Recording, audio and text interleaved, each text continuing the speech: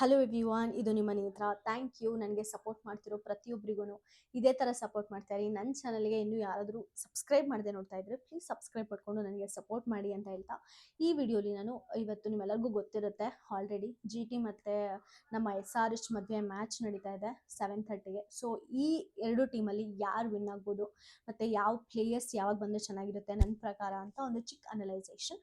ಇನ್ನು ಮ್ಯಾಟರ್ಗೆ ಬರೋದಾದರೆ ಇವರಿಬ್ಬರು ಮಧ್ಯೆ ಟೋಟಲಿ 21 8-8 ಮ್ಯಾಚಸ್ ಆಗಿದೆ. ಅದರಲ್ಲಿ 9 SRH ಗೆದ್ದಿದೆ, 12 ಮುಂಬೈ ಇಂಡಿಯನ್ಸ್ ಗೆದ್ದಿದೆ. ಹೌದು, Mumbai Indians majority of the things ತಗೊಂಡಿದೆ ಅಂತ ಹೇಳಿದ್ರೆ ತಪ್ಪಾಗಲ್ಲ. ಬಟ್ ದೆನ್ ಇವರಿಬ್ಬರಲ್ಲಿ ಒಂದು run rate, highest run rate ಕೂಡ ನೋಡಿದ್ರೆ ಇವರು 200 ಇದ್ರೆ ಅವರು 225 ಇದ್ದಾರೆ. ಸೊ ಆಲ್ಮೋಸ್ಟ್ ಆವ್ರೇಜ್ ಅಂತಲೇ ಹೇಳ್ಬೋದು. ಸೊ ಈ ಎರಡೂ ಟೀಮು ಇವರು ತುಂಬ ಸ್ಟ್ರಾಂಗ್, ಇವರು ತುಂಬ ವೀಕ್ ಅನ್ನೋ ಕ್ಯಾಟಗರಿಗಂತೂ ಇವರಿಬ್ರು ಬೀಳಲ್ಲ. ಇವರಿಬ್ರು ಇಂಡಿವಿಜುವಾಲಿಟಿನ ಇವರಿಬ್ರು ಚೆನ್ನಾಗಿ ಕ್ಯಾರಿ ಮಾಡ್ಕೊಂಡು ಹೋಗ್ತಾ ಇದ್ದಾರೆ. ಅಂದರೆ ಇಬ್ರು ಈಕ್ವಲ್ ಟಕ್ಕರ್ ಕೊಡ್ತಿದ್ದಾರೆ ಅಂತಲೇ ನಾವು ಹೇಳ್ಬೋದು. ಮತ್ತು ಇನ್ನು ಪಿಚ್ಚಿಂಗ್ ಬರೋದಾದರೆ ಪಿಚ್ಚಿಂಗಲ್ಲೂ ಕೂಡ ಅಷ್ಟೇ ಇದರಲ್ಲಿ ಟೋಟಲಿ 71 ಮ್ಯಾಚಸ್ ಆಡಿದ್ದಾರೆ. ಈ 71 ಮ್ಯಾಚಸಲ್ಲಿ 38 ಮ್ಯಾಚಸ್ಸು ಬ್ಯಾಟಿಂಗ್ ತೊಗೊಂಡು ಗೆದ್ದಿದೆ, ಇನ್ನು ಮಿಕ್ಕಿದ 32 ಬೌಲಿಂಗ್ ಮಾಡಿ ಗೆದ್ದಿದೆ.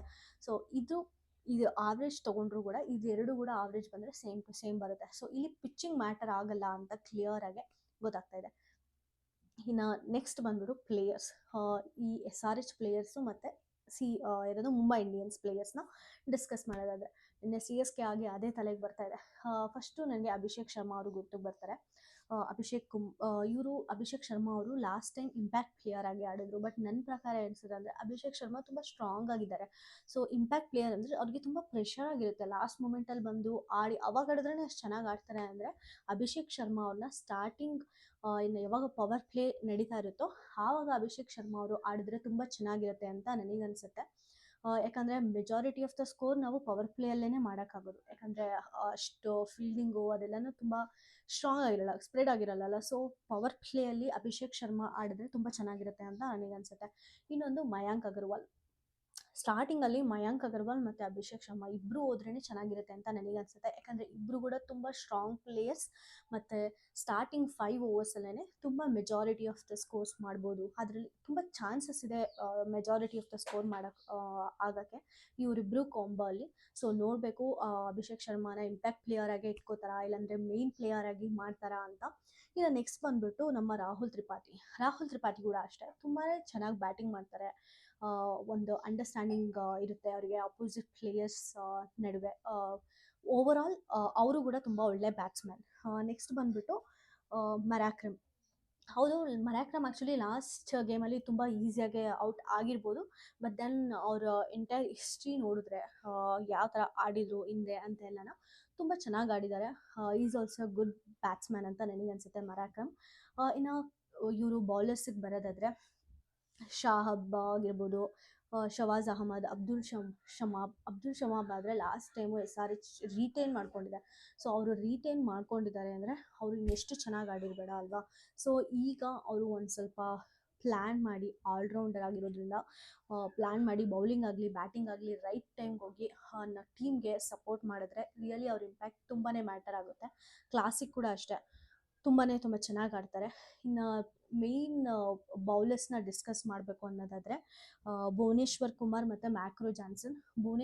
ಭುವನೇಶ್ವರ್ ಕುಮಾರ್ ಮತ್ತು ಮ್ಯಾಕ್ರೋ ಜಾನ್ಸನ್ ಅವರು ಎಷ್ಟು ಇಂಪಾರ್ಟೆಂಟ್ ಬೌಲರ್ಸ್ ಆಗ್ತಾರೆ ಅಂದರೆ SRHನ ಇವರಿಬ್ಬರನ್ನೂ ತುಂಬ ಚೆನ್ನಾಗಿ ಯುಟಿಲೈಸ್ ಮಾಡ್ಕೋಬೇಕು ಅಂತ ಅನಿಸುತ್ತೆ.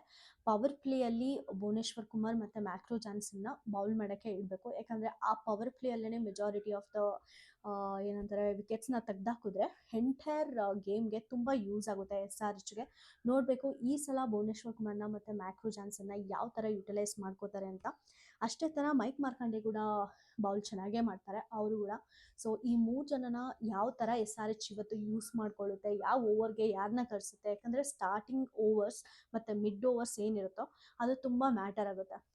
ಸೊ ಈ ಓವರ್ಸಲ್ಲಿ ಯಾರನ್ನ ಚೆನ್ನಾಗಿ ಯುಟಿಲೈಸ್ ಮಾಡ್ಕೋತಾರೆ ಮತ್ತು ಡೆತ್ ಓವರ್ಸಲ್ಲಿ ಸ್ಕೋರ್ ಚೆನ್ನಾಗಿದೆ ಅಂದರೆ ಆಪೋಸಿಟ್ ಪೀಪಲ್ದು ಚೆನ್ನಾಗಿರೋ ಬೌಲರ್ಸ್ನ ಕಳಿಸ್ಬೇಕು. ಸೊ ಇದೆಲ್ಲ ನೋಡ್ಬಿಟ್ಟು ಯಾವ ಥರ ಮ್ಯಾಕ್ರೋ ಜಾನ್ಸನ್ ಆಗಿರ್ಬೋದು ಇವನ್ನೆಲ್ಲ last death overs plus power ಪ್ಲೇಯಲ್ಲಿ ಇಟ್ಕೊಂಡ್ರೆ ತುಂಬ ಚೆನ್ನಾಗಿ ಸ್ಕೋರ್ ಆಗುತ್ತೆ SRHಗೆ ಅಂತ ನನಗನ್ಸುತ್ತೆ. ನಿಮ್ಗೇನು ಅನಿಸುತ್ತೆ ಅಂತ ಕಮೆಂಟ್ ಸೆಕ್ಷನಲ್ಲಿ ತಿಳಿಸ್ಕೊಡಿ. ಇನ್ನು ಮುಂಬೈ ಟೀಮ್ ಡಿಸ್ಕಸ್ ಮಾಡೋದಾದರೆ ಮುಂಬೈ ಟೀಮಲ್ಲಿ one of the strongest batsman ಅಂದರೆ ರೋಹಿತ್ ಶರ್ಮಾ ಅಂತ ಹೇಳಿದ್ರೆ ತಪ್ಪಾಗಲ್ಲ. ರೋಹಿತ್ ಶರ್ಮಾ ಮತ್ತು ಇನ್ನೊಬ್ರು ಯಾರು ಅಂದರೆ ಇಶಾನ್ ಕಿಶನ್. ಆ್ಯಕ್ಚುಲಿ ಇವರಿಬ್ರದ್ದು ಡೆಡ್ಲಿ ಕಾಂಬೋ ಅಂತ ನನಗನ್ಸುತ್ತೆ. ಯಾಕಂದರೆ ಇಶಾನ್ ಕಿಶನ್ ಕೂಡ ಅಷ್ಟೇ ಚೆನ್ನಾಗಿ ಬ್ಯಾಟಿಂಗ್ ಮಾಡ್ತಾರೆ, ಮತ್ತು ಇವರು ಅಷ್ಟೇ, ರೋಹಿತ್ ಶರ್ಮಾ ಕೂಡ ಅಷ್ಟೇ ಅಷ್ಟೇ ಚೆನ್ನಾಗಿ ಬ್ಯಾಟಿಂಗ್ ಮಾಡ್ತಾರೆ. ನಮ್ಮಂದಿರು ಕೂಡ ತುಂಬ ಚೆನ್ನಾಗಿ ಬ್ಯಾಟಿಂಗ್ ಮಾಡ್ತಾರೆ, ಬಟ್ ಲಾಸ್ಟ್ ಟೈಮ್ ಅಗ್ರೆಸಿವ್ ಆಗಿ ಆಟ ಆಡಿದರು. ಆ್ಯಸ್ ಎ ಯಂಗ್ಸ್ಟರ್ ಆ ಅಗ್ರೆಸಿವ್ ನೇಚರ್ನ ಬಿಟ್ಟು ಒಂದು ಸ್ವಲ್ಪ ಟೆಕ್ನಿಕಲಿ ಸ್ಮಾರ್ಟಾಗಿ ಆಲೋಚನೆ ಮಾಡಿ ಗೇಮ್ ಆಡಿದರೆ ಈ ಸಲ ನಮ್ಮಂದಿರು ತುಂಬ ಚೆನ್ನಾಗಿ ಆಟ ಆಡೋದ್ರಲ್ಲಿ ಡೌಟೇ ಇಲ್ಲ. ಮತ್ತು ಇನ್ನೊಬ್ಬ ಪ್ಲೇಯರ್ ಬಗ್ಗೆ ಡಿಸ್ಕಸ್ ಮಾಡಬೇಕಂದ್ರೆ ಡಿವಾಲ್ಡ್ ಬ್ರೇವಿಸ್. ಆ್ಯಕ್ಚುಲಿ ಇವರು ಕೂಡ ಅಷ್ಟೇ, ಡಿವಾಲ್ಡ್ ಬ್ರೇವಿಸ್ ಮತ್ತು ನಮ್ಮ ರೋಹಿತ್ ಶರ್ಮಾ ಇಬ್ಬರು ಕೂಡ ಇಂಡಿಯನ್ ಪ್ಲೇಯರ್ಸ್ ಆಗಿರೋದು ತುಂಬ ಅಂದರೆ ತುಂಬ ಇಂಪಾರ್ಟೆಂಟ್. ಸೂರ್ಯಕುಮಾರ್ ಯಾದವ್ ಮತ್ತೆ ಬ್ಯಾಕ್ ಬರೋವರೆಗೂ ಇವರಿಬ್ಬರು ನೆಸೆಸರಿ ಈ ಟೀಮ್ಗೆ ತುಂಬ ಇದೆ ಅಂತ ಅನಿಸುತ್ತೆ. ಡಿವಾಲ್ಡ್ ಬ್ರೇವಿಸ್ ಅಷ್ಟೇ ತುಂಬ ಚೆನ್ನಾಗಿ ಆಟ ಆಡ್ತಾರೆ. ಸೊ ಇವ್ರ ಪ್ರೆಸೆನ್ಸ್ನ ಒಂದು ಗುಡ್ ಇಂಪ್ಯಾಕ್ಟ್ ಆಗಿ ಇಟ್ಕೊಂಡೋದ್ರೆ ಇವತ್ತು ಮುಂಬೈ ಇಂಡಿಯನ್ಸ್ಗೆ ತುಂಬ ಚೆನ್ನಾಗಿರುತ್ತೆ ಅಂತ ನನಗನ್ಸುತ್ತೆ. ಇನ್ನು ಬ್ಯಾಟಿಂಗ್ ಅಂತ ಬಂದರೆ ಬೌಲಿಂಗ್ ಅಂತ ಬಂದರೆ ಬೂಮ್ರಾ ಮತ್ತು ಕೊಟ್ಟಿಸ್ ಇವರಿಬ್ಬರನ್ನ ಯಾರೂ ಬೀಟ್ ಮಾಡೋಕ್ಕೆ ಆಗೋದೇ ಇಲ್ಲ.